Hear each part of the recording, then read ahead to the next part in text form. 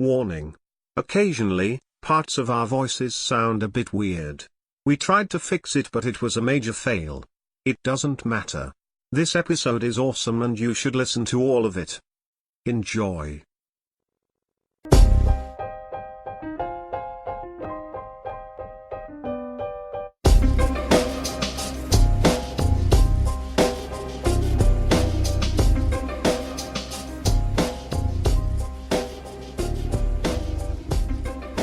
Hello, listeners, who we still have no nickname for, and welcome to You Totally Made That Up. This is a spooky snack, number 6, matter of fact, and it's going to be a doozy. In case you are new, a quick scoop.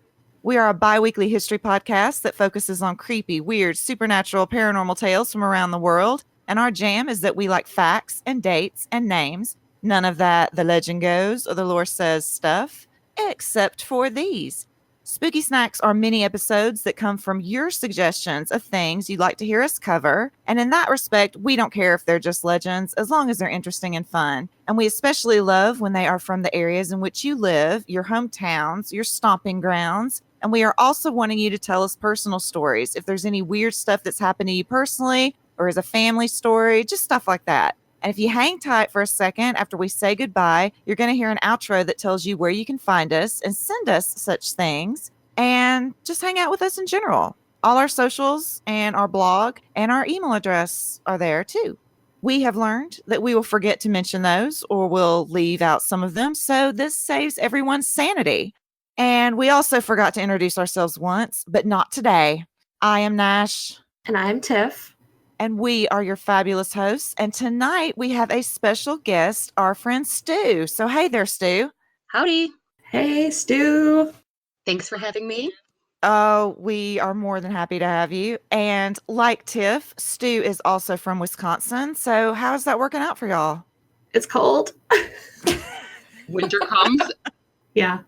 Yeah, it's not terribly cold here in Nash Vegas. So we lucked out. But you guys have gotten lots of snow, I've heard, and Tiff, I heard, also took a tumble down the stairs at one point. I sure did. Yep. I'm paying for it. Oh boy. Yeah. One MRI later, and here we are. Yeah. It's great.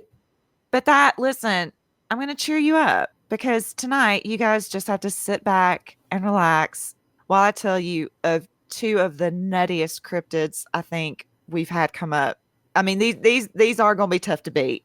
I'll tell you that much. So one of them, the first, is another Wisconsin cryptid. And I swear, between them and Ohio, we are just spoiled for choice. This is what was submitted. Nash, I want your take on the hodag. Enjoy. Just short and sweet, right to the point. And Stu, if I recall, you were also brief. I think it was around Wisconsin Wendigo time when you said something like, and what about the hodag? Right? Wasn't that? Yeah. Actually, the first episode when we did the Beast of Bray Road, you guys did the Beast of Bray Road. I just listened repeatedly. I was like, Tiff, you have to do the hodag. Like, there's so much more out there, right? Oh, there is. Yeah, there's plenty. We got to trickle it in. And now, do y'all want me to jump right in and tell everybody about it? Or would you like to share any personal experiences you all may have had? I'm not trying to start rumors or anything, but I'm just asking. I don't know. Stu, you got anything? I personally have not had any experience with the hodag myself. Oh, I want to see what Nash knows because I don't want to like spoil something she's going to bring up. But at the same time, I did share a picture of my my Santa hodag. Yes. That will be in show notes, I'm sure. He's been around our Christmas tree for a few years. My father-in-law lives near Rhinelander, so we got that at a local vendor. Oh my God, I can't wait. Oh, it's something. It's something. It's a cute little fucker, I tell you. So, well, okay. So everybody, here's your scoop. Oh, by the way, I'm saying hodag. I want to say hot dog every time I see it. It's HODAG. And I did search and could not find where that name came from. Do you all know or have any guesses? No. Oh my gosh. No, I feel like it's probably people trying to make a word sound Native American. That was my knee-jerk reaction as well. All right, here we go. Newspapers in 1883 said that in Rhinelander, Wisconsin, a beast had been discovered that had, quote, the head of a frog, the grinning face of a giant elephant, thick, short legs set off by huge claws, the back of a dinosaur, and a long tail with spears at the end. I mean, just out of the gate. Just out of the gate. A man named Eugene Shepard got together a group of men to go on a hunt to get it. And they said that they, quote, needed to use dynamite to kill the beast. What? They also said, yeah, big boom. They also said it was, quote, the fiercest, strangest, most frightening monster ever to set razor-sharp claws on the earth. It became extinct after its main food source, all the white bulldogs, became scarce in the area. Now, how this was known, I couldn't tell you. I do love that it's specifically white bulldogs because, brown or whatever just wouldn't taste the same. I don't. It's a delicacy. Obviously. Oh, boy. But, okay, they provided a photograph of them standing around the body. And I'm going to put that in show notes for you, too. Not as menacing as you might think. I'm just throwing that out there. It's about the size of my little weenie dog, it appears, or like a small pig, like a pot-bellied pig, just with a funky head thing to it. I don't know, it had horns. Angry pig, I guess, is what it looks like. It's indescribable. So let's fast forward a bit to 1886. And Shepard says he's captured a hodag alive and that, quote, he and several bear wrestlers. I want that job. Bear wrestlers, y'all. They placed chloroform at the end of a long pole, which they worked into the cave of the creature where it was overcome. Shepard then puts the hodag on display at the inaugural Oneida, or is it Oneida? How do you pronounce it? Oneida. Oneida, that's what I thought. County fair, where thousands of people visited it. This time, newspapers all over the state and ultimately nationally covered the story. And then the Smithsonian announced they were sending a group to Wisconsin to check it out. And whoopsie doodles, Shepard ponies up that it was all a hoax. And how he kept it under wraps for that long with all the people involved is really the astounding part of this story. But he admits the photograph was faked and that as far as that live one went, what he did was rig it up with wires and, quote, occasionally move the creature, which would typically send the already skittish viewers fleeing the display. That's smart. That's a good one. I mean, at least he wasn't like jump starting an actual pig or, aforementioned bulldog. But hodag, it lives on. It was mentioned in several Paul Bunyan stories. In 2012, it was in an episode of Scooby-Doo. It's an entry in the 2017 edition of Fantastic Beasts and Where to Find Them. And amongst other places, statues and whatnot are displayed. My personal favorite that I saw was this absolutely ginormous one made out of fiberglass that's in front of the Rhinelander Area Chamber of Commerce. I'll put that in show notes too. And the one anecdote I adored was that I read how in 1959, when then Senator JFK, I should have spelled that out, John Fitzgerald Kennedy, but JFK, as everyone commonly knows him, and Jackie, they visited Rhinelander when he was campaigning for president, and they were given a little hodag figurine thing, much like the Christmas ornament of Stu's. They were given it by the Democratic County chairman, and in his thank you note, JFK goes, quote, we find the hodag to be a very provocative conversation piece and are delighted to have so interesting a souvenir of our visit to Rhinelander. Bless it. Oh, what a way with That's words. a nice way of saying they got some crazy people in the North Woods. Such a gentleman. Oh, provocative. That's what I'm going to call people now when I want to call them crazy. That they're a provocative conversation piece. Yes. Oh, you're not problematic. You're a provocative conversation piece. Or like say it about one of your children. Oh, little Danny. He's our provocative conversation piece. No, I know that the hodag is like all over all of their shit. That is their brand up there. And I love that. I love that it's just this creepy, like gremlin monster thing. But I was really not familiar with the whole history of it. Have you heard of the festival, though? Do you know anybody who goes? No. Okay, so listen, they have a huge, I don't know if it's exactly a music festival, but I know that it is a week-long event or 4 days, maybe a long weekend, where it's the Hodag Festival, and you go and everybody drinks because it's Wisconsin and that's all we do. And it's seriously all day. It just is every summer. It's huge. I mean, for Wisconsin, it's huge, but yeah, it's a big festival.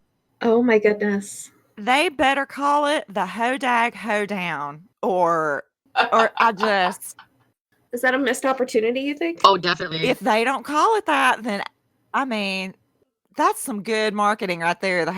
I went to the Hodag Hoedown and all I got was this beer stained t-shirt. Like, that's just some good merch right there. It's the Hodag Country Festival. It was founded in 1978. So it Wow. goes, yeah, it's a long weekend. If you're in Wisconsin, the weekend after the 4th, go for it, guys. Get your country on. Tiff, this might be a new adventure for you. Might need to go on the schedule. You'll have gone to the one that you're thinking about going to, and then this one, and I still won't have gone to the Bell Witch Cave.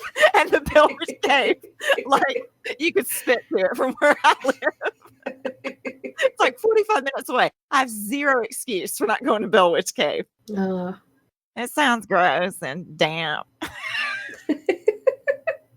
No, for me it's all right. It's nice to get out of the house. I gotta tell you, especially in winter. Because you have a house full of provocative conversation pieces. I do. Yeah. Oh boy. Now, this next one, I haven't told either of you about beyond the name. And it came about because during prep for the Thanksgiving episode, just kind of seeing if I could vaguely find us something on theme, I put in Thanksgiving monster, Thanksgiving cryptid, stuff like that. And then this beauty came up. It's called the Gobble Squatch.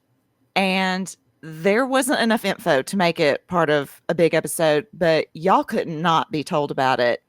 For our international listeners, 2 little factoids. 1, the U.S. national holiday of Thanksgiving is coming up, and that's when we celebrate the first successful harvest, like the Pilgrims did in the 1600s. And I have glossed over that immensely, but you get the idea. And for the most part, the main dish is a turkey, even though the Pilgrims probably ate geese, but whatever. Second factoid, our national bird is the eagle, but it came really close to being the turkey. Or so the legend goes. But according to the Smithsonian, and by the way, I love that the Smithsonian has now made 2 myth-busting appearances in this one little episode. According to them, that's false. The story goes that one of our founding fathers, the very fantastic Benjamin Franklin, who we are going to talk about him in a future episode, believe you me, because there's a cult angle there that I'm not going to spoil, but it's a good one. So he wanted the national bird to be a turkey because he thought that eagles were, quote, a bird of bad moral character. And apparently an artist had done a mock-up of a national seal with an eagle, and Franklin also wrote, quote, I am on this account displeased that the figure is known as a bald eagle, but looks more like a turkey. For the truth, the turkey is in comparison a much more respectable bird, and withal a true original native of America. He is, besides, though a little vain and silly, a bird of courage, and would not hesitate to attack a grenadier of the British Guards who would presume to invade his farmyard with a red coat on. And he's right. Turkeys are mean little bastards. And I quote, wild turkeys have a social structure and pecking order, and habituated turkeys may respond to humans and animals as they do to another turkey. Habituated turkeys may attempt to dominate or attack people that the birds view as subordinates. So if they look upon you and your giant 5 and 6 foot stature as a subordinate, get ready.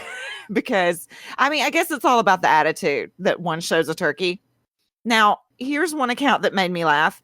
From an AP story out of Boston titled Birds Gone Wild, Resurgent Turkeys Spar with Human Neighbors. Birds Quote, Gone Wild. Oh my God. Okay.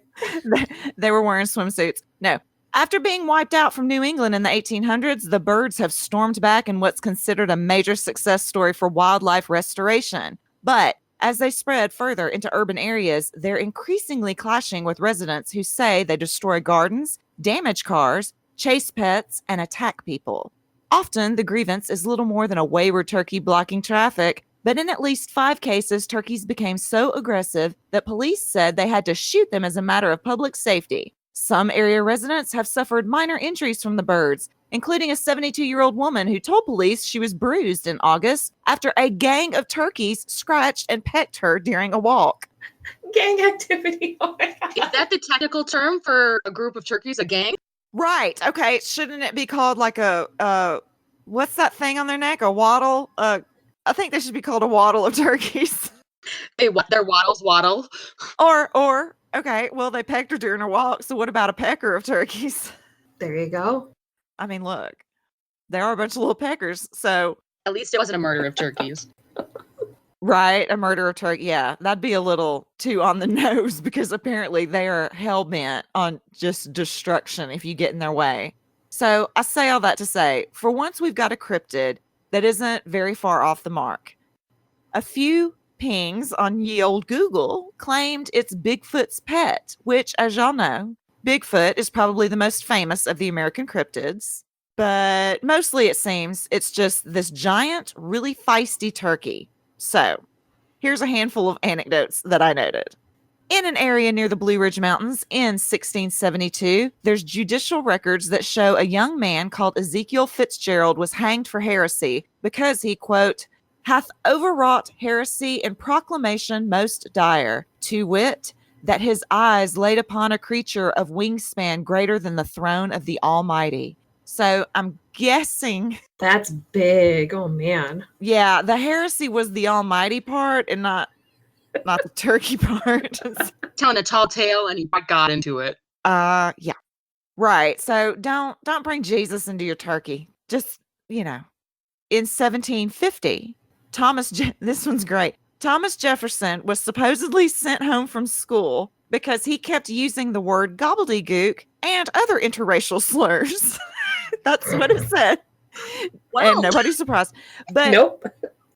But then it was pointed out that gobbledygook was not a racial slur, but was, quote, a local Virginia word referring to those who doubted the existence of a giant gobbler in the Blue Ridge Mountains. Oh. So this was like a thing.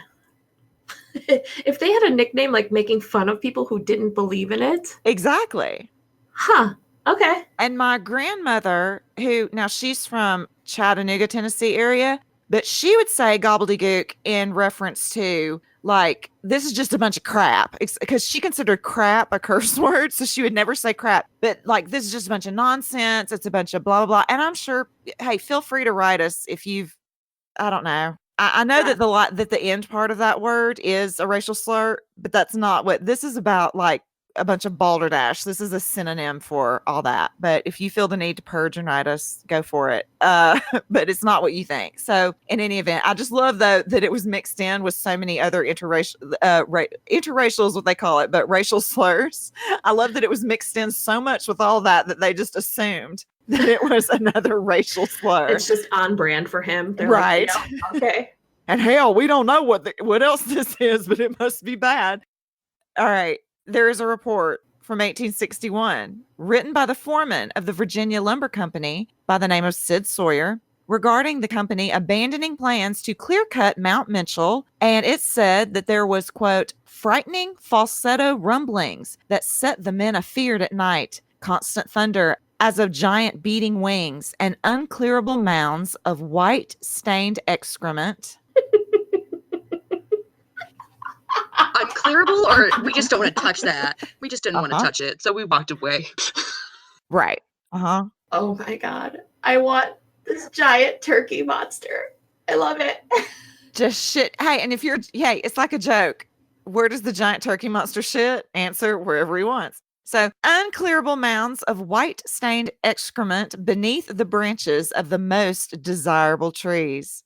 Now, there's no indication that this is why the plan was scrapped. but okay. All right. I'm imagining, like, that huge pile of shit in Jurassic Park. Yes. Yes. Okay. They just need Laura Dern. Right, yep. Laura Dern would have gotten it done. Yep. Yeah. But see, it's white, and so that's how you know it's from a bird, right? Isn't that the logic? Okay. Okay. See, I'll try. I get it. I try. I know y'all all think I'm the shitty skeptic, but I do try to make logic out of some of this. Now, if those didn't sell you, if I didn't sell you, how's about this one? And I just have to read the whole thing verbatim because I can't do it any better. Quote, in May of 1967, a Virginia hippie commune became the first to swear off marijuana use. We toke up on green tea now, explained founder Zeke Zapper Sternbaum to Time magazine. That stuff was making us see huge turkeys that pecked holes in our VW camper and swallowed our sleeping bags whole. No.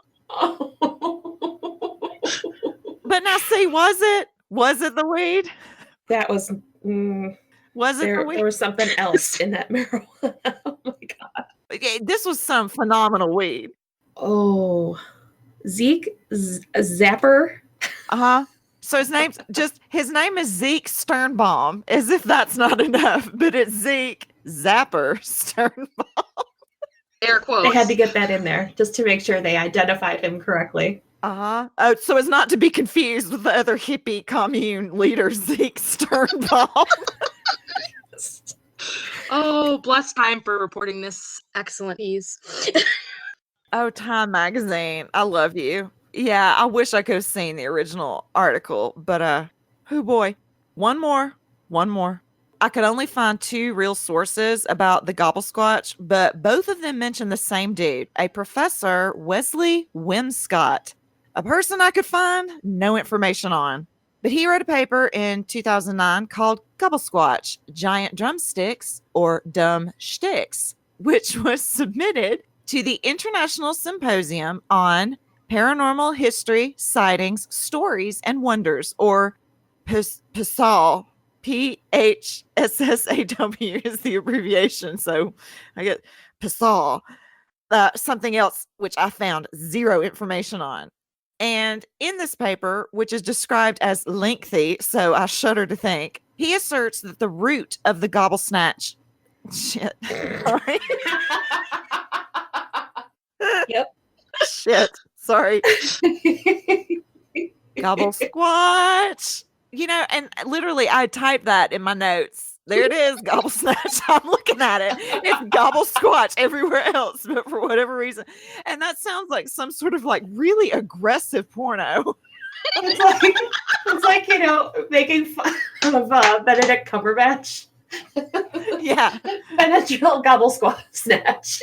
No, I'm sorry. You mean Benedict Zapper gobble snatch?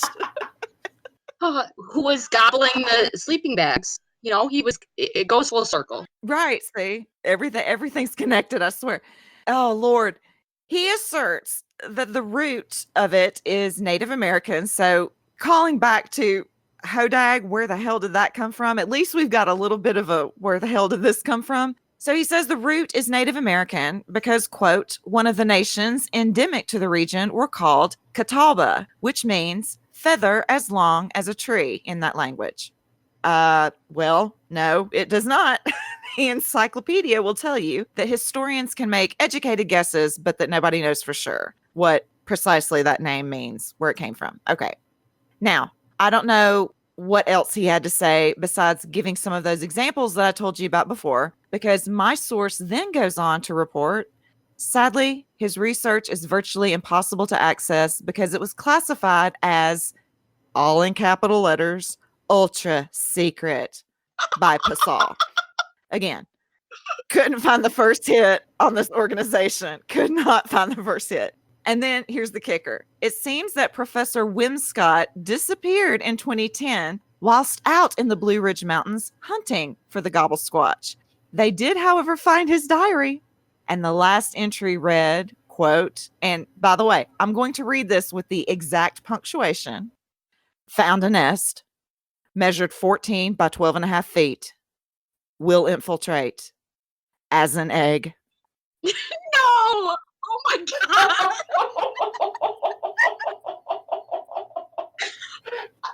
I was hoping that's where that was going. What is that? Now, y'all, we've covered some stupid shit on this show, but as of right now, this is the one to beat. Will infiltrate as an egg. Oh, my lord. I don't. When one place said, I will say this, and I didn't put it in my notes, but I can remember it. I didn't include it because it literally just dawned on me why they included it. One of the places said something like that they found 12-inch pieces, like it was all in pieces, but the width of the pieces was, or the depth rather, was about 12 inches of styrofoam scattered around the camp. And so they postulated, yeah, like they were like, maybe like something a large bird could break. So it literally, and I didn't get why they were bringing that up. So what? His camp was torn up. It was probably a bear. Like that's where my mind went. Now it occurs to me they're implying that he was trying to make himself an egg out of styrofoam. Oh God. God, I hope this bird ate him. Or just sat on him but no body was found. So. Well, and he did obviously existed. Credible source, like he's. Oh yeah, clearly. Oh yeah, this was clearly a real person.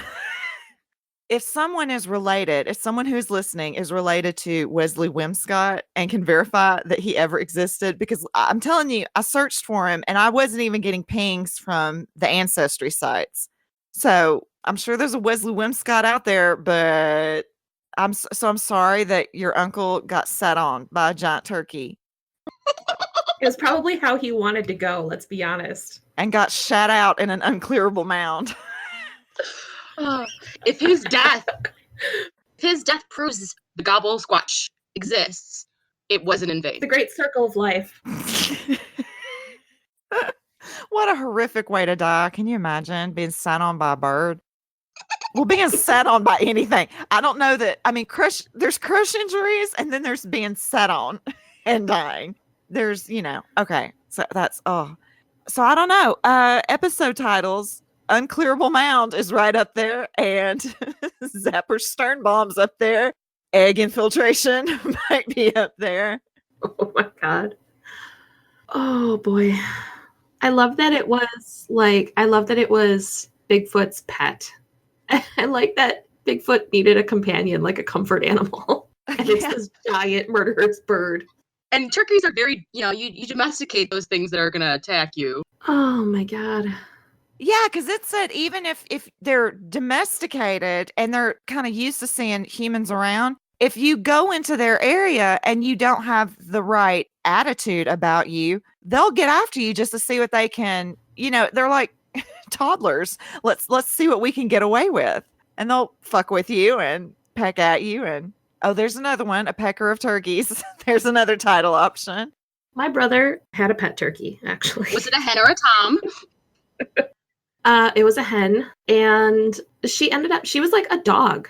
Like, she would just sit there and let everyone pet her, and she followed the kids around like a lost puppy. They kept her for a while. They were like, this is not a turkey for food. This is our pet.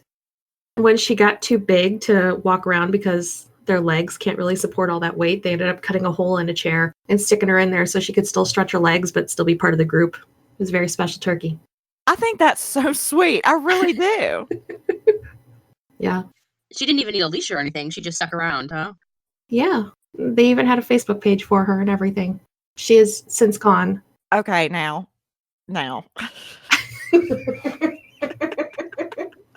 Did she have fans? She did, yeah. Was one of them named Zeke Stern? Or Wesley Wainscoat or whatever the fuck I said his name. I don't know. I put my notes to the side now and I'm sipping on a drink. So I don't know. I'd have to go look. Creepy. That would be weird. But yeah, that was turkeys. I don't know. I guess they can be friendly. I don't remember if I ever met the turkey though. Oh, you'd remember. I feel like you'd remember. I feel like I would remember that. Yeah. Oh my God. I cannot get over this giant turkey that's like causing tremors and giant piles of shit and that big of a nest. But you're right. The best part of that was that it documented that there was a word that referred to people making fun of people who didn't believe in it. You're exactly right. How has this been lost in history? How is this not something that everybody knows? I don't know. We just got to bring it back into everyday conversation. You know, you just got to call people out for their gobbledygook. This is how we can like rebrand Thanksgiving, I think. It needs some pizzazz. All right. You know, Halloween has all the candy. I mean, Halloween's big.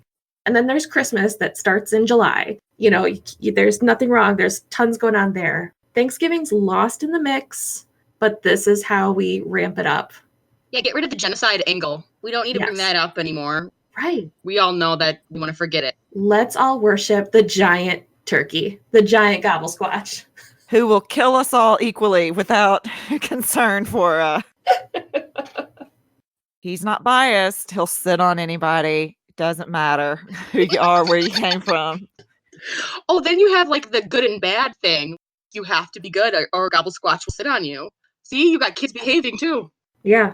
Tell us what you're thankful for. Tell us what you're thankful for. Your brother's fat turkey is like Elf on the Shelf. Like, so gobble squatch on the shelf, but it's gobble squatch on the chair. So like the mall Santas, the turkeys all respond back to the head turkey about who's behaving and who's not. Oh man. We're on to something. We're on to something here. We are, for real. That's gonna be our first piece of merch if that ever happens. Yeah, there's no real, I mean, people have, God love them, they've tried to draw pictures of this thing, but I found a great illustration by an artist whose name I'm going blank on, but I'll have noted. I've already got the picture ready and the caption ready, and you'll get a link to his neck of the woods online. He did a great job. It's pretty funny. So between that, I feel like Lil Hodag and the Snatch, the gobble squat, Snatch Squatch, I feel like they'd be friends. With Snatch Squatch. That can't be the title. I can't put Snatch in the title. No, you can't. No. Well, they both had tall friends, right? They had Paul Bunyan and their Sasquatch, so they have that in common. They have tall friends. Okay. Mm-hmm. I can't emphasize enough to y'all that this little thing, you'll have to look at the picture, the faked picture. And I say it's faked. It's kind of a la the Cottingley fairies. There's actually an object there. So they didn't do some sort of rudimentary double exposure of something. It's this stiff as a board, clearly a stuffed either real animal or someone has stuffed leather to make it look like an animal with this clearly painted face. And all these men are gathered around it. Like one guy's like falling back on the ground looking up in horror, and everybody else has like pitchforks and shit. And they're like, and it's just standing on a log, just like, grr. I feel like I've seen that. Yeah. And they all look just horrified. And it's the size of a dog, a little dog. It is. I don't get it.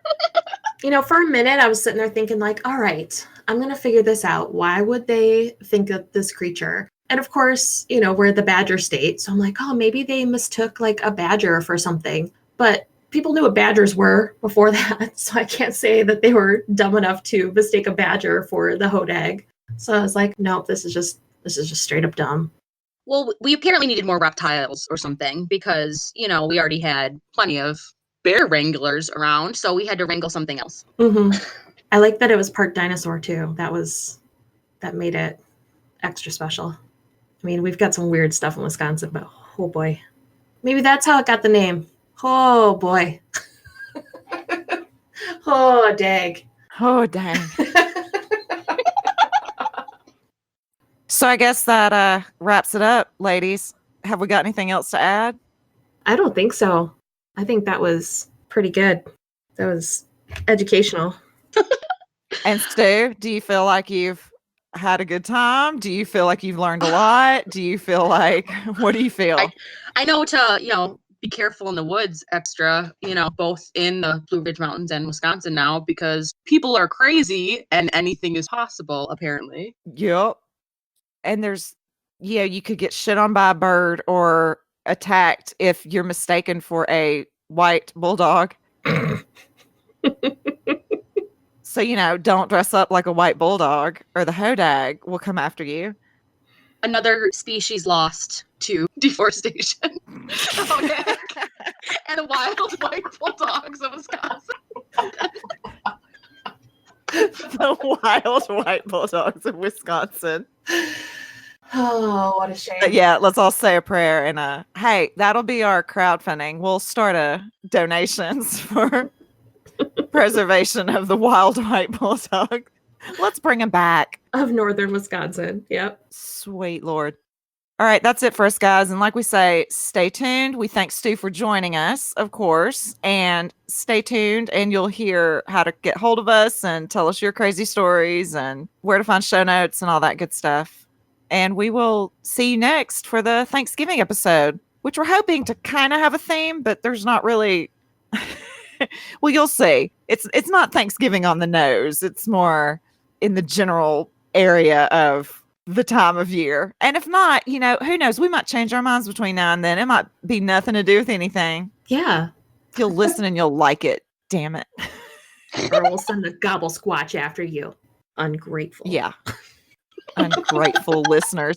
Oh, that's another thing. And continuing, we still don't have a nickname for you. So send those in too. We could call you the Snatchers, which will make no sense to anyone but us. And hey, that's fine. We can be inclusive and exclusive at the same time. Snatchers is good. The Gobble Snatchers. All right, that's it. We're saying goodbye. Say goodbye, Stu. Goodbye, Stu. But don't bunch.